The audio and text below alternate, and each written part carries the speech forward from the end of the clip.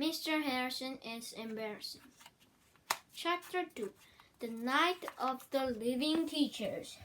All the teachers were stomping around like a score out of Night of the Living Dead. It was cool.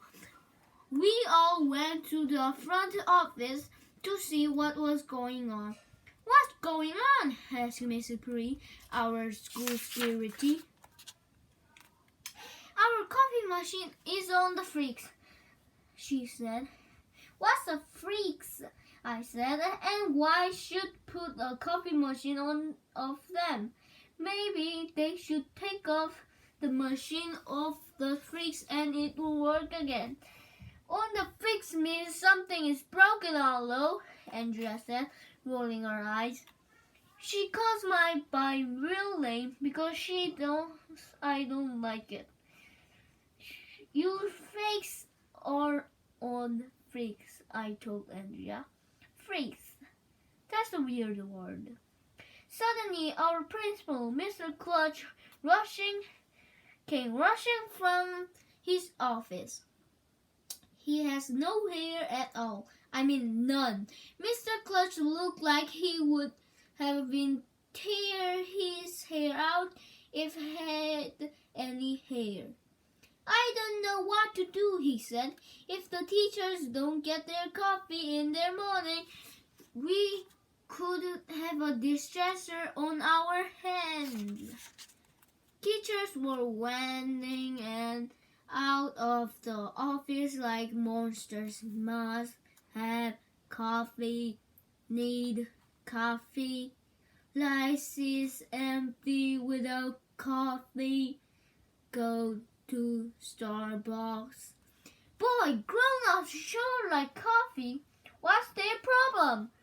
We got to do something, shouted Emily, and she rushing out of the office. Where's Mrs. Roger? Asked Mr. Clutch. She usually takes care of the coffee machine. It's her day off, said Mrs. Purdy. Mrs. Roger, the school counselor, thinks always dreamed on the freaks when she was day off. I thought the teachers were going to start roll or something, but you'll never believe who walked into the door that moment. Nobody. If you walk into a door, it will hurt. But you'll never believe who walked into the doorway. It was Mr. Harrison, the teach guide at our school. He fixed computer last things and coffee machines. He's really skinny and has a blonde hair. Good morning, Mr. Harrison said to everybody. He was holding a paper cup. I guess it must have stopped off by coffee on the way to school. Some of the teachers saw the cup and surrounded him. Must have coffee, groaned Mrs. Ronchi, the Spanish teacher. Mr. Harrison leaned his back to finish his coffee. Ah, hit the spot, he said, throwing cup in the garbage. Mr. Lansing reached into the garbage can, grabbed the cup, and tried to lick a few drops of coffee from it. Maybe you can help us, Mrs. Harrison, said Mr. Clutch. The coffee machine is broken. Yeah, it needs to get off the freaks, I added. Can you fix it? Mr. Clutch asked. If we get some coffee soon, I'm afraid the teacher will be revolving. Some of the teachers are already revolving, I said. Leave it to me, said Mr. Harrison. I can fix anything. They don't call me Fritz Harrison for nothing.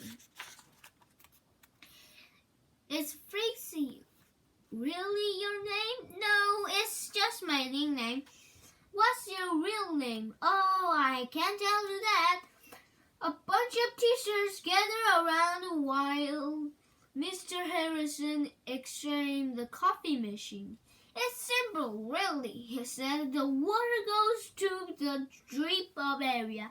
This sandwich sends electricity to heat the experiment and blah blah blah sentence blah blah blah fixture to keep getting too hot blah blah blah on the way bang blah blah blah blah the fix the system and blah blah blah. Mr. Harrison went back for a million hundred minutes, and he made it sound inside coffee machine was a rocket ship. So, do you know what's wrong with it? Said Mr. Clutch. Sure, Mr. Harrison replied. It's not plugged in. He plugged the coffee machine and he started making coffee right away. The teacher cheers and clapped him on the back.